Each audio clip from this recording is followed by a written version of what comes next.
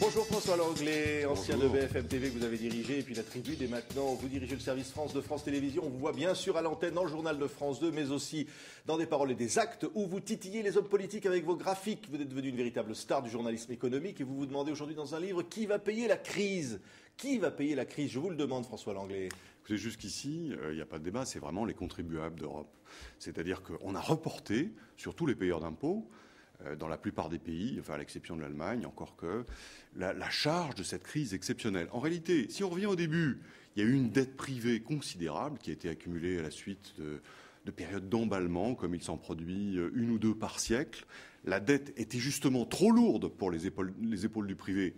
On l'a mise à la charge de l'État. On l'a nationalisé, d'où l'extraordinaire progression des dettes publiques dans nos pays. Et puis, aujourd'hui, pour la payer, on se tourne vers le contribuable en disant « il faut que tu payes davantage d'impôts, il faut que tu rembourses la dette ». Ça veut dire, par exemple, en France, eh bien, le déficit du budget qu'on veut ramener à 3% très rapidement, et que finalement, chacun se dit, finalement, on n'y arrivera pas, mais malgré tout, on fait payer les classes moyennes. Oui, alors évidemment, le choc fiscal annoncé il y a quelques jours par le Premier ministre, il est pour l'essentiel concentré sur les hauts revenus et sur les entreprises. Mais il y a des effets de dispersion, parce qu'il y a quand même des taxes qui frappent les Français moyens et même les Français de la classe moyenne inférieure, les heures supplémentaires fiscalisées par exemple. Et puis si vous voulez, c'est un peu illusoire aussi de croire que en frappant une cible précise, ça ne diffuse pas autour. Je prends un exemple. Si vous frappez les créateurs d'entreprises d'une façon ou d'une autre, vous dissuadez quand même un peu l'investissement, c'est-à-dire que la création d'emplois dans le pays est moins tonique qu'auparavant. Qui paye la facture de cela? Eh bien, c'est l'ensemble des Français sous la forme d'emplois qui ne viennent pas ou bien d'augmentation de salaires qui ne sont pas là. C'est le cas, par exemple, de la taxation du capital et qui va peut-être dissuader l'investissement dans les entreprises françaises. Oui, alors tous les arbitrages ne sont pas encore pris, mais c'est vrai qu'on peut redouter cela. C'est que, effectivement, à force de taper sur une cible qui est importante pour la vitalité du pays, eh bien, elles ne finissent par justement avoir un comportement qui inhibe la croissance. Oui. Ça veut dire quoi alors? Une croissance qu'on annonce à 0,8 après l'avoir dit à 1,7, elle ne sera même pas à 0,8, vous pensez, après ces mesures fiscales? Écoutez, compte tenu justement de ce choc fiscal, c'est peu probable qu'on atteigne 0,8. Je pense qu'effectivement, il est plus vraisemblable qu'on soit aux alentours de 0. On est à 0 depuis 3 trimestres déjà. La France est vraiment au point mort. Il est tout à fait possible que cette période se prolonge, qu'on soit un trimestre en dessous de 0, un trimestre au-dessus, mais qu'en moyenne, on soit à une croissance nulle. Et on aura un chômage, on est actuellement 11%, ce qui est un record, encore plus élevé, alors qu'en Allemagne, il est moitié moins important, il est à 5,5. Oui, c'est vrai que la différence avec l'Allemagne est importante. Alors cela dit, l'Allemagne profite quand même d'une situation démographique qui est beaucoup plus favorable. C'est-à-dire que, alors qu'en France, il arrive chaque année 150 000 personnes, des jeunes, compte tenu de notre démographie, sur le marché du travail qu'il faut employer, l'Allemagne, elle, voit au contraire sa population active diminuer, compte tenu du fait qu'elle vieillit plus vite que nous. Donc ça les aide beaucoup, au-delà des différences de compétitivité entre les deux pays qui sont aussi bien réelles et qui expliquent que l'Allemagne, justement, dégage quelques 150 milliards d'euros d'excédents commerciaux, quand nous avons un déficit qui sera cette année probablement entre 60 et 70 milliards d'euros. Alors l'une des questions que vous posez dans ce livre, est-ce que les Allemands vont continuer de vouloir payer? On a parlé des eurobonds, vous dites l'Allemagne s'est fait avoir. En fait, disons, les eurobonds, vous savez, c'est présenté comme une solution un peu miraculeuse. C'est la mutualisation de la dette, c'est-à-dire les mauvais élèves, finalement, ne sont pas sanctionnés, c'est tout le monde qui paye. Il faut prendre la métaphore justement des élèves comme ce que vous faites, c'est-à-dire c'est comme une classe. Bon, vous avez les bons et les moins bons et les très mauvais. Chacun a sa note. Les bons ont une bonne note, les très mauvais ont une très mauvaise note. Puis tout d'un coup, on dit écoutez, finalement, on ne note plus les individus, mais la classe. On va faire une note moyenne pour la classe. C'est l'eurobond. C'est-à-dire que, évidemment, pour les mauvais élèves, en quelque sorte, mauvais, c'est un terme un peu infamant, mais disons, pour ceux qui n'ont pas, justement, un historique de respect de l'équilibre budgétaire, eh bien, c'est très avantageux. Mais pour ceux qui, au contraire, ont dévoué beaucoup d'énergie à la remise en ordre de leur compte public, eh bien, ils sont pénalisés.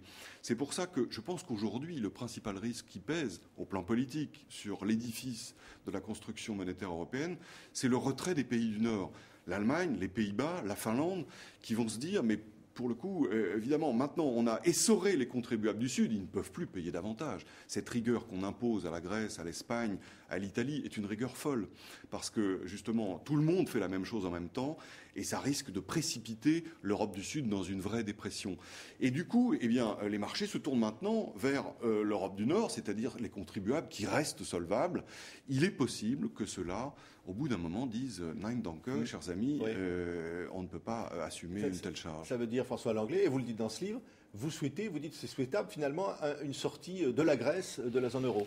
Je pense qu'il y a plusieurs choses à faire. En tout cas, la sortie de la Grèce de la zone euro ne serait, me semble-t-il, pas la catastrophe qu'on nous a pronostiquée. D'abord pour une raison simple, c'est que ça fait 2 ans qu'on en parle. La plupart des investisseurs ou des entreprises ont vendu leur participation en Grèce. Donc la Grèce est maintenant une entité relativement fermée.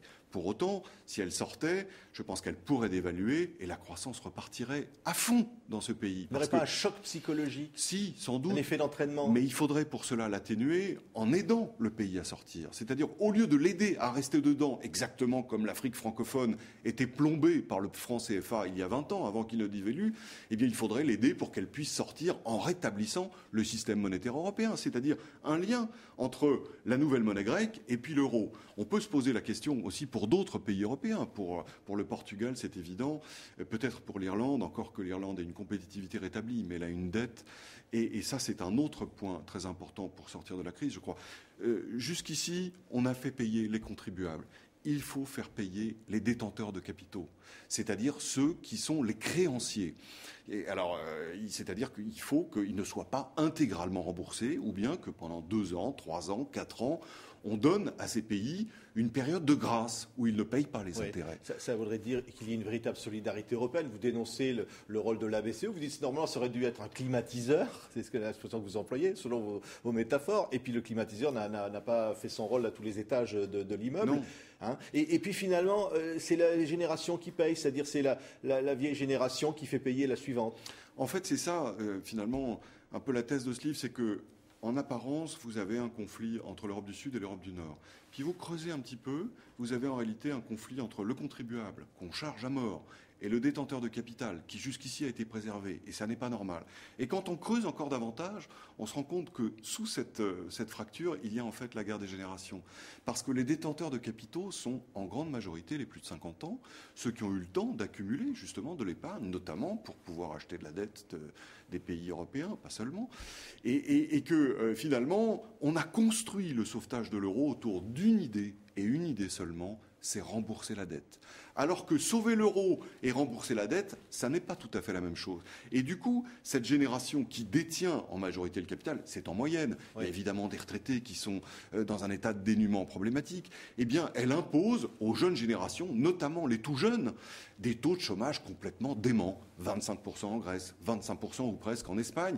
En France, on est aussi aux alentours de 20 pour les jeunes actifs. C'est évidemment pas toute la génération, puisque parmi les jeunes, il y a beaucoup de gens qui font leurs études, mais pour les jeunes actifs, il y en a quasiment 1 sur 4 qui est au chômage. Merci. François Langlais. Qui va payer la crise est publié chez Fayard. C'est votre nouveau livre. On vous retrouve bien sûr sur France 2 et donc sur TV5 Monde. Merci d'avoir été notre invité.